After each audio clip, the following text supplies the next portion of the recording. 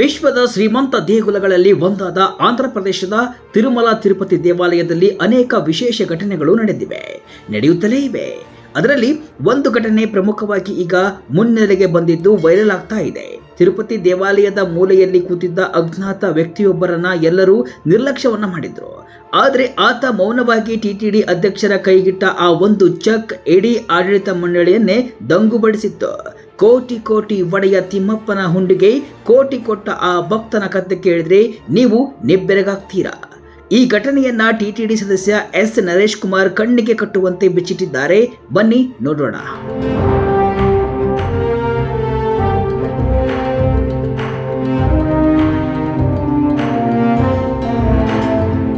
ಹೌದು, ಜಗತ್ತಿನ ಶ್ರೀಮಂತ ದೇಗುಲಗಳಲ್ಲಿ ಒಂದಾದ ತಿರುಮಲ ತಿರುಪತಿ ದೇವಸ್ಥಾನದಲ್ಲಿ 65 ವರ್ಷದ ಆಸುಪಾಸಿನ ವ್ಯಕ್ತಿಯೊಬ್ಬ ಅನ್ನದಾಸೋಹಕ್ಕೆ ನೀಡಿದ ದೇಣಿಗೆ ಗಮನ ಸೆಳೆತಾ ಇದೆ. ತಿರುಮಲ ತಿರುಪತಿ ದೇವಾಲಯದಲ್ಲಿ ಭಕ್ತರಿಗೆ ಬೆಳಗಿನ ತಿಂಡಿ, ಮಧ್ಯಾಹ್ನ ಮತ್ತು ರಾತ್ರಿ ಊಟವನ್ನ ಕೊಡಲಾಗುತ್ತೆ.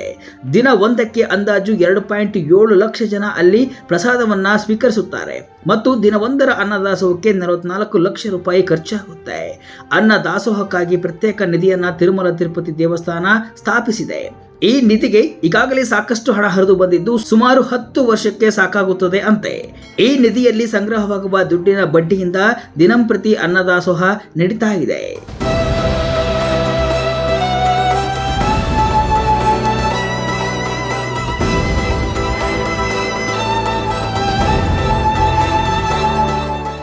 ಕೆಲ ದಿನಗಳ ಹಿಂದೆ ವಿಜಯ ಕರ್ನಾಟಕ ಪಾಡ್ಕಾಸ್ಟ್ನಲ್ಲಿ ಮಾತನಾಡಿದ ನರೇಶ್ ಕುಮಾರ್ ಅವರು ಒಂದು ವಿಶೇಷ ಘಟನೆಯನ್ನು ಹಂಚಿಕೊಂಡಿದ್ದಾರೆ. ತಮಿಳುನಾಡು ಮೂಲದ ಸುಮಾರು 65 ಆಸುಪಾಸು ವಯಸ್ಸಿನ ವ್ಯಕ್ತಿಯೊಬ್ಬರು ಅನ್ನದಾಸೋಹಕ್ಕೆ ದೇಣಿಗೆಯನ್ನು ನೀಡಿದ ವಿಚಾರವನ್ನು ಪ್ರಸ್ತಾಪಿಸಿದ್ದು, ಮನುಷ್ಯನ ವೇಷಭೂಷಣವನ್ನು ನೋಡಿ ಯಾವುದೇ ನಿರ್ಧಾರಕ್ಕೆ ಬರಬಾರದು ಎಂಬುದು ಈ ಘಟನೆಯಿಂದ ಸಾಬೀತಾಗಿದೆ ಎಂದಿದ್ದಾರೆ.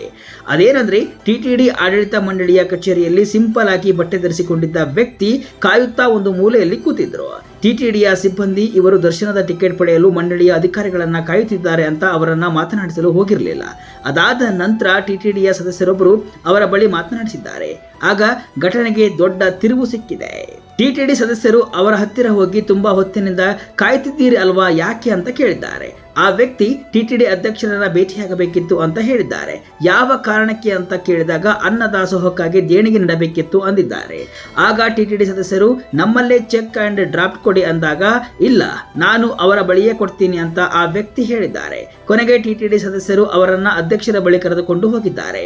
ವರ್ಷಕ್ಕೊಮ್ಮೆಯಾದರೂ ನಾನು ತಿರುಪತಿ ದೇವಸ್ಥಾನಕ್ಕೆ ಬರ್ತಾ ಇರ್ತೇನೆ, ನಾನು ತಮಿಳುನಾಡು ಮೂಲದವನು ಅಂತ ದೇವಾಲಯದ ಹೆಸರಿನಲ್ಲಿ ಬರೆದಿದ್ದ ಚೆಕ್ ಅನ್ನ ಅಧ್ಯಕ್ಷರ ಬಳಿ ಕೊಡ್ತಾರೆ. ಆ ಚೆಕ್ ಅನ್ನು ನೋಡಿದ ಅಧ್ಯಕ್ಷರಿಗೆ ಮಾತೇ ಬರಲಿಲ್ಲ.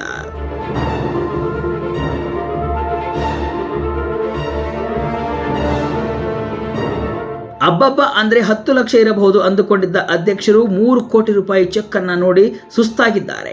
ಅಧ್ಯಕ್ಷರ ಬಳಿ 3 ಕೋಟಿಯ ಚೆಕ್ ನೀಡಿದ ಕೂಡಲೇ ಅದಕ್ಕೆ ರಸೀದಿಯೂ ಬೇಡವೆಂದು ಹೊರಡಲು ನಿಂತ ಆ ಭಕ್ತನನ್ನ ಅಧ್ಯಕ್ಷರು ಮಾತನಾಡಿಸಿದ್ದಾರೆ. ಆ ವ್ಯಕ್ತಿಗೆ ಕೋಟ್ಯಾಂತರ ರೂಪಾಯಿ ಆಸ್ತಿ ಇದ್ದು ಕುಟುಂಬ ಸದಸ್ಯರು ಯಾರೂ ಇಲ್ಲವಂತೆ.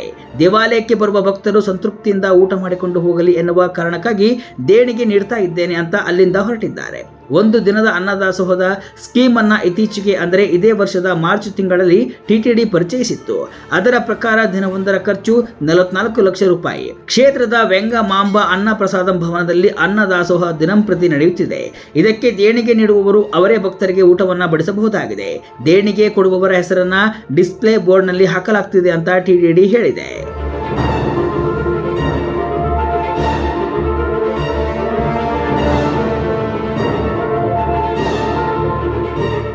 ಹೀಗೆ ಕೋಟಿಗಟ್ಟಲೆ ದೇಣಿಗೆ ನೀಡಿಯೂ ತನ್ನ ಹೆಸರು ಪ್ರಚಾರ ಯಾವುದನ್ನೂ ಬಯಸದೆ ರಸೀದಿ ಕೂಡ ಬೇಡವೆಂದು ಹೊರಟು ನಿಂತ ಆ ಮಹಾನ್ ಭಕ್ತ ಲಕ್ಷಾಂತರ ಭಕ್ತರ ಹಸಿವನ್ನ ನೀಗಿಸುವುದರಲ್ಲೇ ದೇವರನ್ನ ಕಂಡ್ರು.